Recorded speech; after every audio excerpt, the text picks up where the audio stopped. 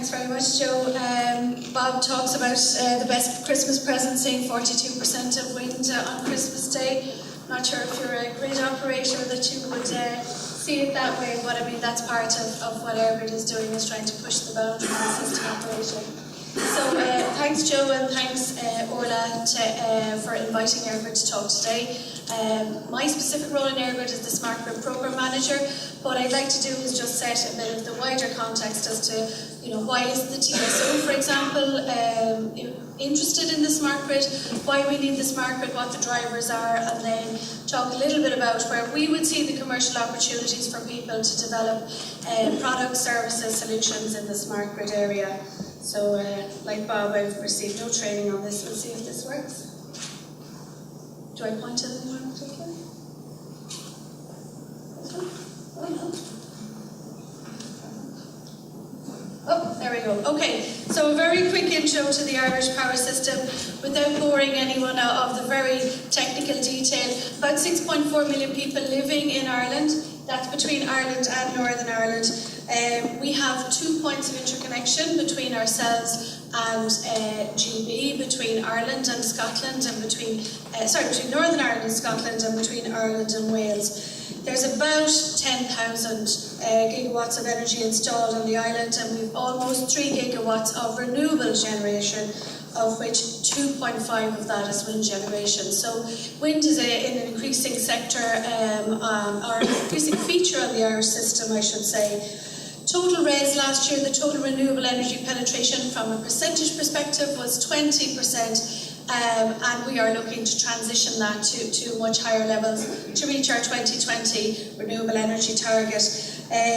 Our energy market last year was worth €2.3 billion, so there is, as Bob has said, we are importing a lot of fuels for our energy market, but there is money to be made in the energy market as well. Just to talk very quickly about EIRGRID's role, EIRGRID are the transmission system operator on for Ireland. We're the transmission system operator for Northern Ireland to the Sony business, and we're the single electricity market operator for the island of Ireland, which is a world first, the only dual currency electricity market in the world. So that's another good feature of Ireland. So Bob has talked about the European targets. Our target for Ireland is that we will have 37% of energy provided by renewable energy sources by 2020. For an island system, that is extremely challenging. There are other countries that have very high renewable energy targets, but no island system has such a high target. So from that perspective, it does give us challenges. But as Bob mentioned, we are already world leading in terms of our integration.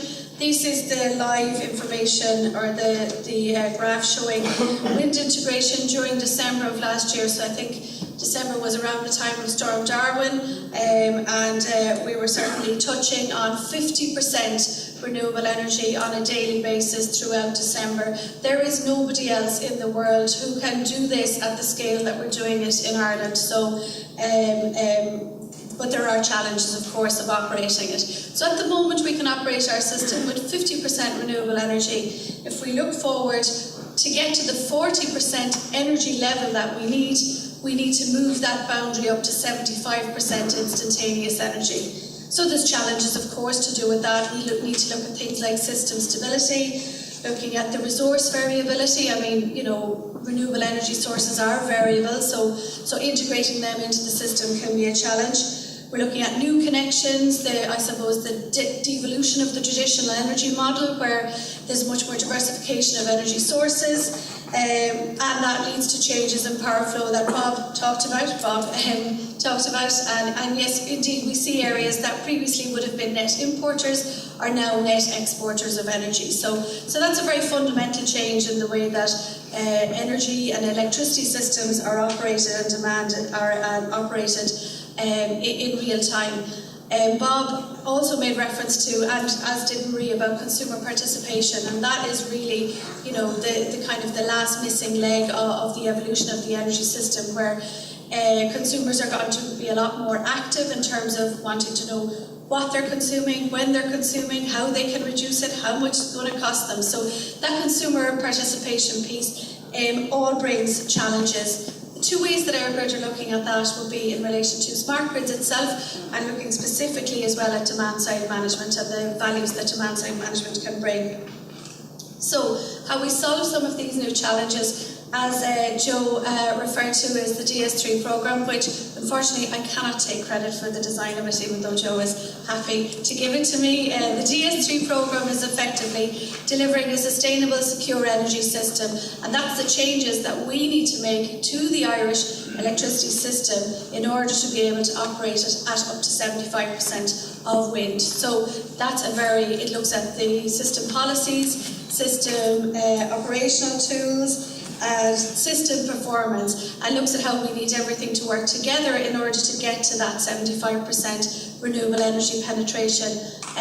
We have Mark Gormley, who works quite closely with the DS3 programme with us, so we have some more information about that over on our stand over here.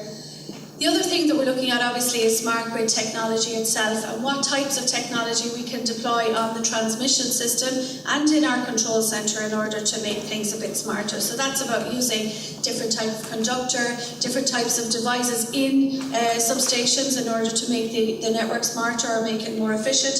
But also looking at things like improved wind forecasting, improved wind stability analysis, assessment tools in our control centre so that we can handle the change in the way that the system is operating.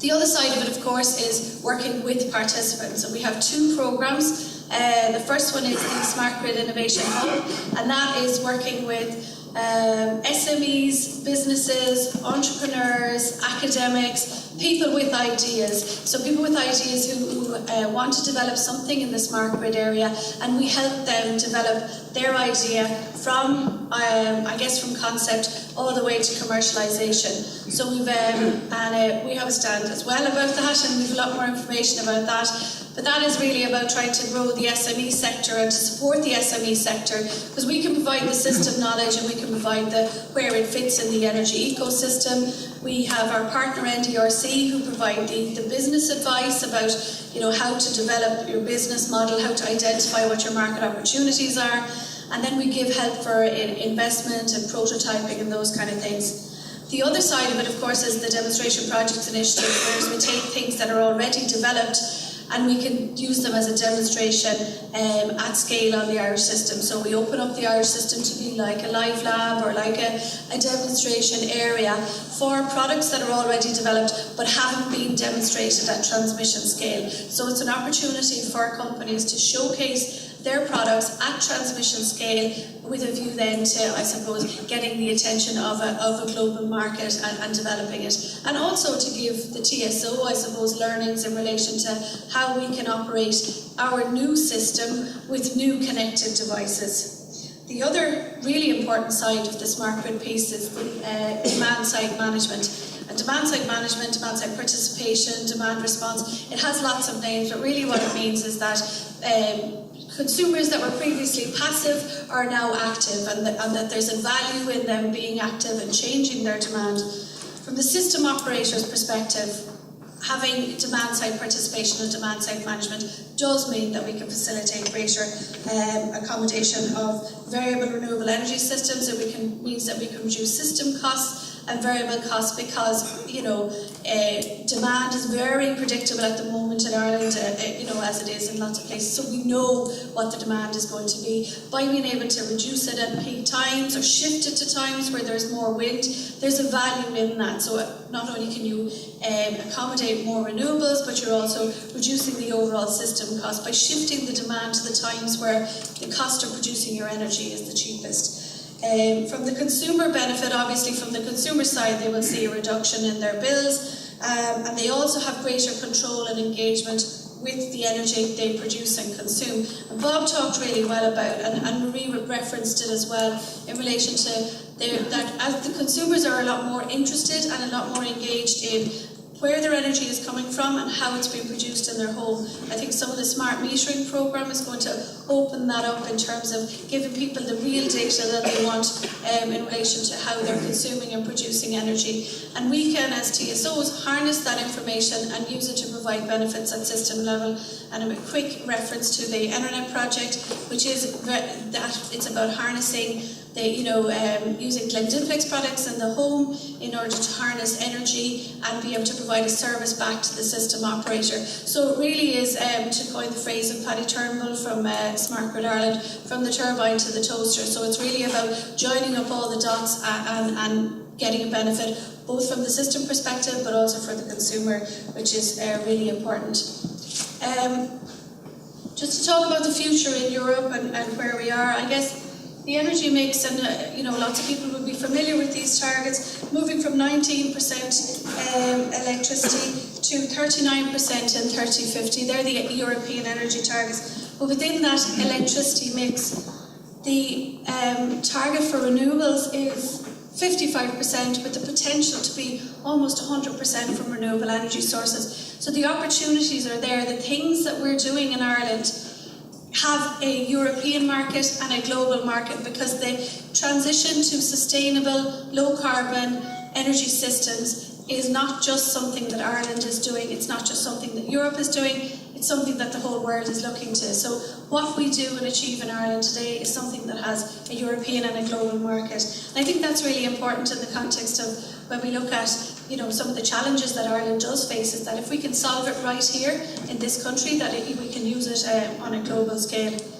So the last slide I'm going to go through is in relation to what the commercial opportunities, and I really hope people can read this. What I've tried to do here is break down where we would see the commercial opportunities and broken it into a number of different sectors. So obviously from a system level, there are things like energy arbitration, demand side management, flexible generation, storage, large-scale storage, those kind of things. There's system service provision. So traditionally in a traditional power system, the big generators provide both the energy and the system services. When you break down the energy source, and when it's being provided by variable energy sources, you need another source for the system services. So they can be provided by demand side, they can be provided by different devices out on the system. Forecasting is going to be a big area, not just wind forecasting, which is clearly very important for us in Ireland because we're right on the edge of the Atlantic, but also demand forecasting and how the consumer participation piece impacts on the demand and how that can be leveraged for the benefit. Smart distribution systems and active networks and active monitoring, which I know is a big area that ESB networks are looking into, the concept of self-healing networks, and I'm sure Andy will talk about that in a while. And I suppose smart transmission technology, about actually the kit that we're using out there on the network. Can it be smarter? Can it operate in a different or a more optimum way? At the site level then, if you take it down to individual sites, I mean, obviously you have the emerging concept of hybrid sites where it's not just wind, but it's wind with a battery or wind with a flywheel or wind with something else that makes it a more composite energy site, and that can provide value both to the developer and back to the TSO. The concept of data energy management, I've probably said this a couple of times, they call Ireland the Goldilocks zone for data energy for data centres, because we're not too hot and not too cold. So we would see the emergence of data centres as a very growing sector in Ireland, not just because of the climate piece, which is good obviously for something, but also because we have excellent comms links between Ireland and America and Ireland and the rest of Europe, and that puts us in a great way. So managing those and keeping the cost down will make it attractive for Ireland to locate data centres. And then obviously microgrids, virtual power plants, solar PV, solar thermal, heat pumps, micro CHP, all those kind of things. They're all things that can be done at a site level, and electric vehicles, and I think Andrew will probably refer to the EVs and how important EVs are to the system. On the consumer level there, I think there's going to be a sea change of opportunity in terms of how people use energy in the home, in terms of smart home displays, using their TVs as their in-home display, using their power stations, they're not power stations, PlayStations is the word I'm thinking of. to develop different apps for managing power, sensors, home energy devices, home monitoring devices, all those kind of things. And I suppose the other side is the ICT element, which is knitting all those things together. Because we in the energy sector, we can't do all these things by ourselves. We need the ICT sector to come with us and help us to develop monitoring systems, payment systems, data management, data analytics, all of those kind of things, which is really the ICT sector expertise to come together and to provide, to get it, I suppose, into the smart grid sector. So on that note, I'm going to finish up. We'll be around for the rest of the morning. Come over and talk to us. So the last thing I'll finish on is why now. The opportunity has never been better for Ireland to develop things that can be used on a European and a global scale. We have a real opportunity, because of the amount of wind that we're accommodating on the system, to develop products that are suitable for future markets as other markets and other areas scale up to the level of wind penetration that we have at the moment. So we want to develop and demonstrate a sustainable energy system in Ireland and deploy it at scale elsewhere. So that's all I have for now. Thank you very much for your attention.